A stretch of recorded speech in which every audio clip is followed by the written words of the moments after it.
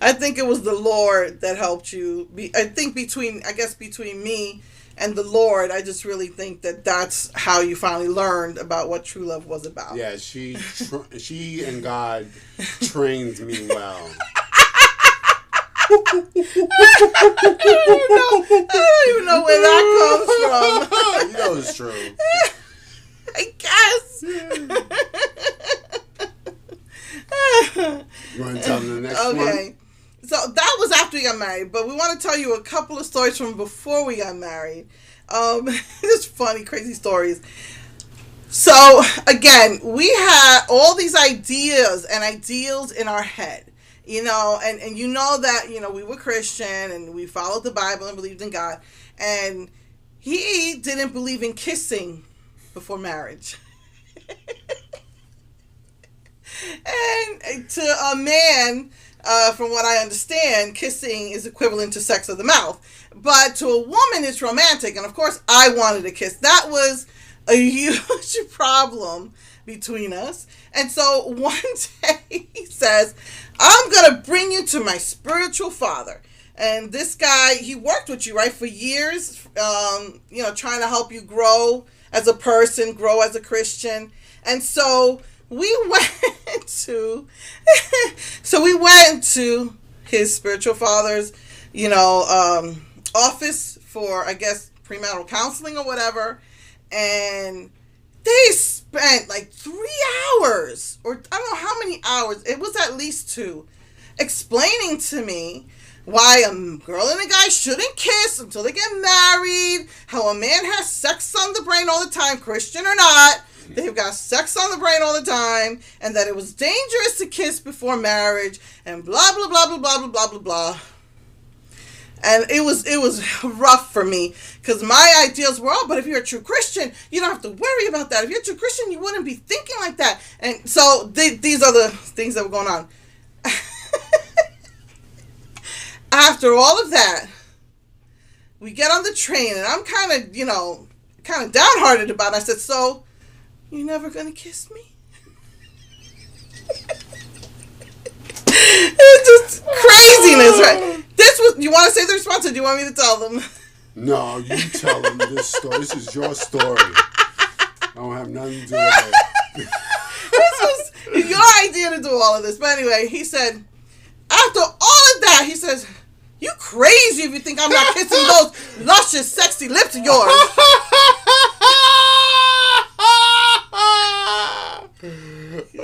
Craziness. Total craziness. And that was our first kiss. Was it? Yeah, that one was. The first of many.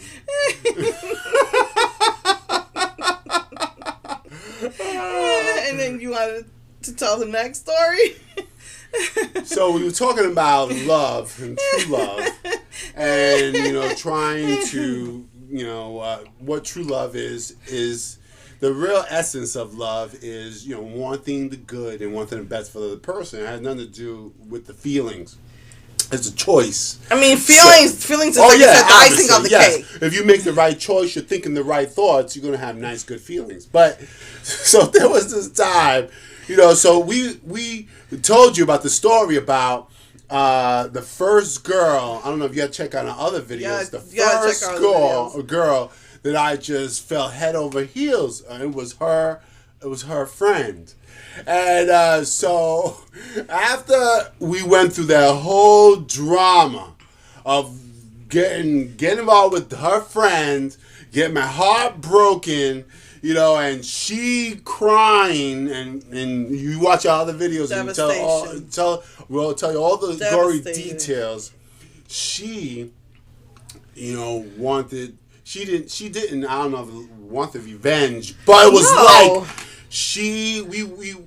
I think we were just talking. It was after one of those sessions with Daryl, with your spiritual father. And we were talking about exes. We were in downtown Brooklyn.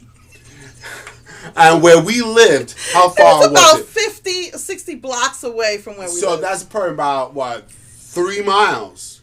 Maybe. Yeah, because I think about 3 miles. 20 street blocks is about a mile. Maybe. I know so it was about at about least 3 or 4 miles. Yeah, that we. So she. Well, he brought up exes. He started bringing up my ex. Asking me questions. I guess he wants to be sure. Are you sure? Because he was my ex-husband for 4 years. How do I know that you don't have feelings? And so he started bringing that up and kind of getting on my case about it. So I was like, it was like a record. Excuse me. I mean, I divorced that guy for a reason, so I was like, "Well, you gotta get on my case." I was asking. I was like, "Do you love your ex?" Yes, I remember because we were on the swing. We were on the swings. And yes. I was like, "Do you still have feelings for your ex-husband?" And she was like, "No," but I just drilled her. Yep. I drilled her He because did not accept I was not satisfied. He wanted to make sure. I wanted to make sure. You still have feelings for your ex-husband and blah blah. And he asking me, you're drilling me a million questions. And then I asked her one question too many. I went off. She just yelled at me. We were in downtown Brooklyn. We walked always to Sunset Park, to pick which up my is daughter from school. about 4 miles, and she just yelled at me and scolded me for the whole 4 miles about what I did to her, about the getting involved with her ex. I was like, you gotta get on my case. You went out with my friend. You knew I had feelings for you, and you took her to the Valentines Day dinner, and I just went up. You broke my heart. I cried myself to sleep. I went off for the entire 4 miles on him, yelling and screaming. She was I didn't care. It's New York. Nobody cares. Spit fire. Yeah, nobody cares. You're yelling and screaming. I yelled and screamed. Yeah, not just everybody. Started looking at us. It was normal. We're in New York. That's normal. And I just kept my mouth shut. Not literally all the way, but just mouth shut. So at that point, definitely, I did not feel. You started it. Did not feel the love.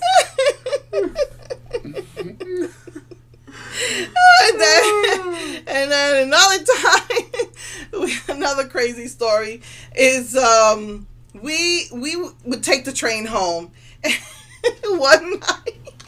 No, before that, it shows you how. Before we get into that one, I'm gonna tell her how much of a spitfire you are. Oh no! Yes. Is this the one about after the wedding? Yes. So now we're gonna jump back to that. Okay. So now this shows you spitfire and how feelings can deceive you. Well, we go. So after we get, I'm still in love. After she did her thing, we got married, and now we're married. The honeymoon's over. And whatever. And apparently, I made a mistake. So I made a mistake. Whatever I was. She goes, I want to discuss, this is after we're married now. I want to discuss, for a month or something. Discuss this now. And I want to be the man in control. I'm in control. I said, no, I'm not discussing this now. Of course not. She goes, how convenient. She goes, yes, we are. I said, no, we're not. I said, she goes, yes, we're going to discuss this now. We're going to resolve this now. I was like, no, I'm not. She goes, yes, we are. And I says, and he's what do you say? I'm going to bed. I'm going to bed. Exactly what I was going to say. And I just said, I'm going to bed. And I walked away from her. Now, what was that? What was that? I walked away. I left her standing in the living room, but not for long. That's right. Ran after me. I don't have to run. It's like, 10 feet? I just stomped. Stomped after me. I ran the door. I think I might have closed the door behind me. Went into the bed, because this was at night. Put the covers on me. Ready to go to sleep. Put the covers on me. I don't think so. And put my head in the pillow, and all I hear is boom, boom, boom, boom, boom, boom, boom. Open up the door, comes in, boom, boom. We are discussing this now. And he's like, and I just said nothing. Yep, he just turns over like a sleeper. I turned my head over this way. That's what you did. What? She went down. She grabbed the blankie, my blankie, and said, pull with one swift pull. Whoosh!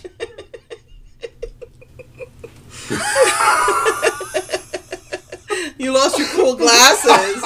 And one swift pull. She pulls the blanket from off of me. So I am laying on the bed, flat, with no blanket. And I continue to ignore her. Or at least I tried to. Continue to ignore her and just lay there, no blanket, my head on the pillow. And she goes, we're discussing this now. She went underneath my head, grabbed the pillow, and said, whoosh! I don't understand. How could you sleep? I'm laying there. I know I wasn't going to sleep. I lay there flat on the bed, no blanket, no pillow, and she's yelling and screaming at me. And he still didn't want to talk about it. So I don't even know how. I don't even know if it was ever resolved. All I know is that she tortured me. What was the next thing I tried to do?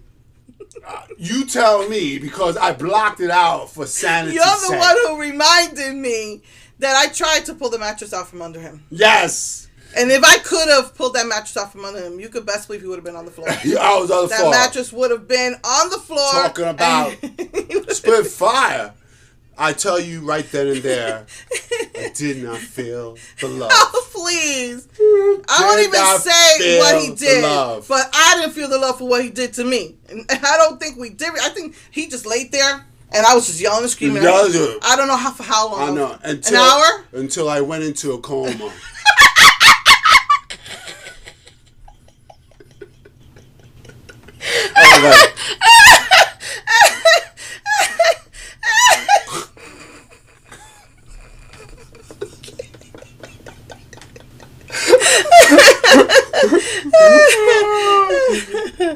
Yeah, I don't think we did resolve. I think you finally fell asleep as I was screaming and yelling at you.